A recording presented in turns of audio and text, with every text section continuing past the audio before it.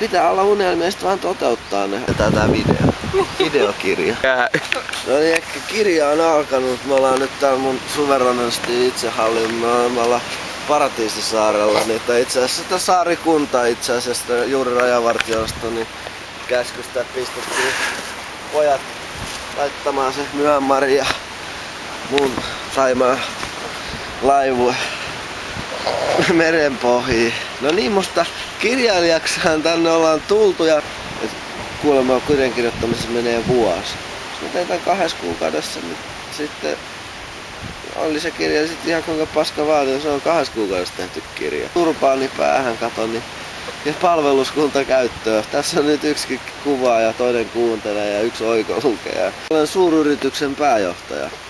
Vaatimattomasti yksityisyrittäjä.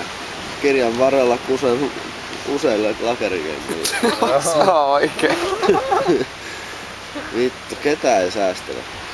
Itse asiassa tästä me muuten eilen keskusteltiin, että se mun salainen fantasiahan on soluttautua Meksikon huumekartellien keskuuteen ja ottaa selvää kaikki niin täkäläisten poliisia ja huumekartellipommojen valtasuhteet ja miten se homma käytännössä siellä pyörii ja sen jälkeen kirjoittaa siitä kirja. Se on hyvä idea. Että se siinä niin henki voi lähteä, mutta hyvän asian puolesta kannattaa taistella ja kyllä se kokaini sen verran niin hyvä olisi saada pois markkinoilta. No niin, lue vaan itsekin. Pieni vaalipuhe! niin. Sen takia me voitais kyllä niin koittaa saada paremmat suhteet Suomelle niin sinne Kolumbiaan tai niin poispäin. Tulis banaani ja kahvikin halvemmat. Mut sitten niin.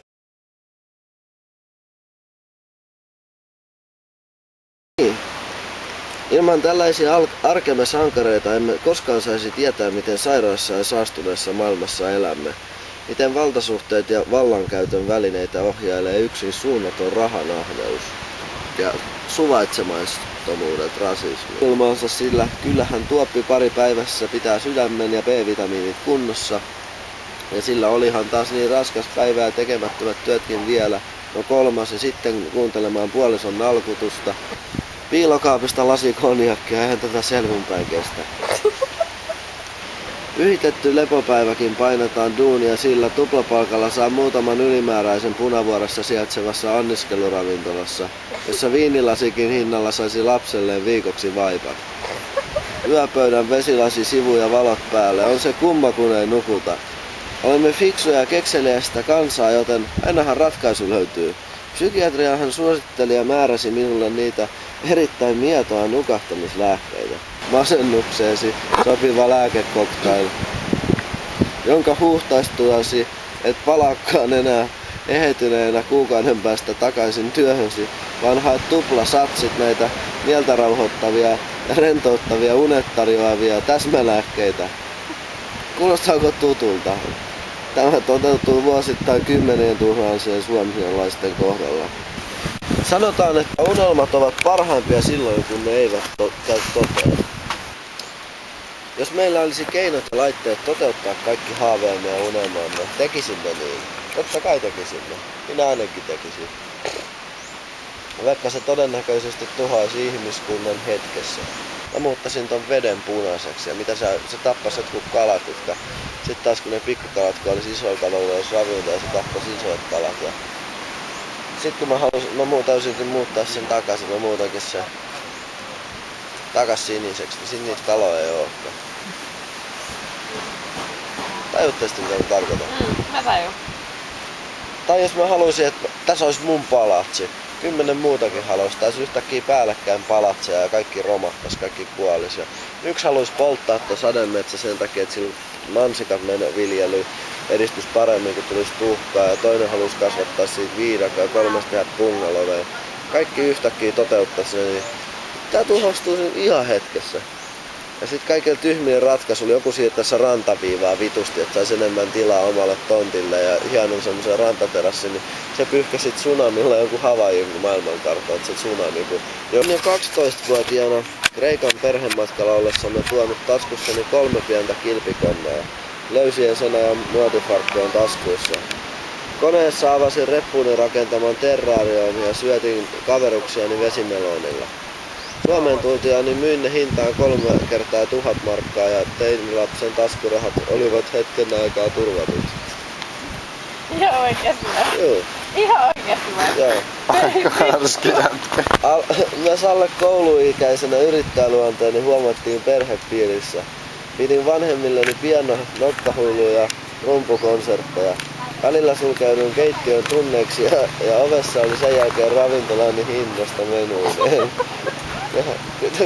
Hirveen aika, niin totta kai asiakkaat riitti ja ruoka maksaa sen mitä listassa on hintaa. Halusin silloin ja haluan haluan edelleenkin tehdä asiat omalla tavallani. Ja ammattikorkeakoulun yrityshautomo kurssilla myönsin itselleni monien muiden vikojen lisäksi, että olen auktoriteettiongelmainen. Olin vilkas ja kokeilin rajojani niin uhkarohkeiden tempausteni kuin opettajani ja vanhempieni kestokyvyn rajoja. Isä vitsaili itkun katkettua, että taidat oppia poika kaiken kantapään kautta.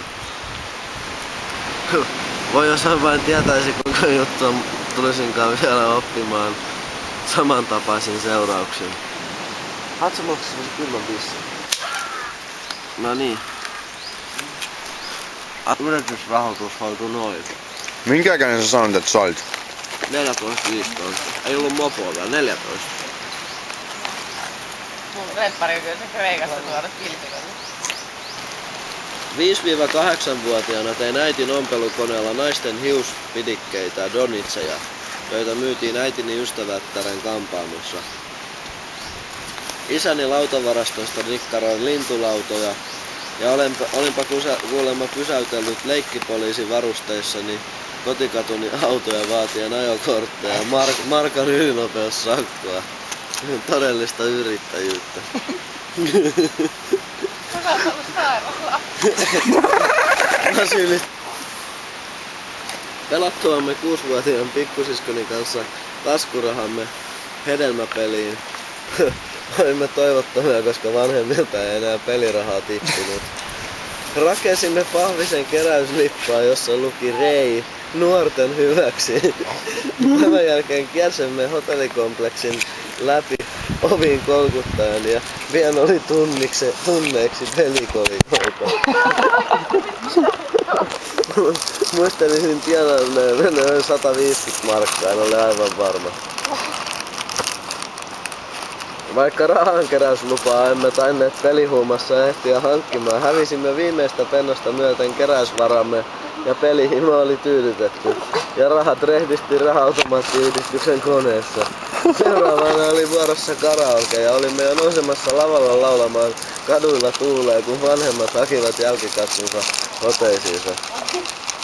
Se oli aika seikkailuhaluinen aina ollut. No sen jälkeen on tullut sitten pelattua senkin edestä ja Helsingin Grand Casinon ohella olen tuttu näky karaokebaareissa. Moro kukkii. Paras fiilis ehdottomasti on, kun on hävinnyt reippaasti ja vieläkin hymyilyttää. Ei sit niin hyvä fiilis, jos sä voitat hirveän tokun rahaa kässään, että sulla on joku ihan älytön määrä lompakossa niin paljon rahaa, että ei mitä sen tekee. Ja sit sä lähet sieltä, on sun vähän hymyilyttää, mutta paljon parempi fiilis, että sä otat kunnon tonni tolkuun turpaa. Ja sit sen jälkeen lähdet ulos ja sit sen jälkeen kun sä voit mennä sen kasinon edessä ja polttaa röökiä ja miettii vaan, että vittu kun pelasin tyhmästi. Vieläkin hymyilyttää. Ja se on paljon parempi fiilis, kun et taskuttaa enää rahaa. Mä oon ihan tätä mieltä. Sen takia mä siellä väliin yhdet päivällaan häviin. Koska lähdetään Jorkko pelaa? Tässä on herra kirjailija. Kiitos. Hei, vitsi sit se avata.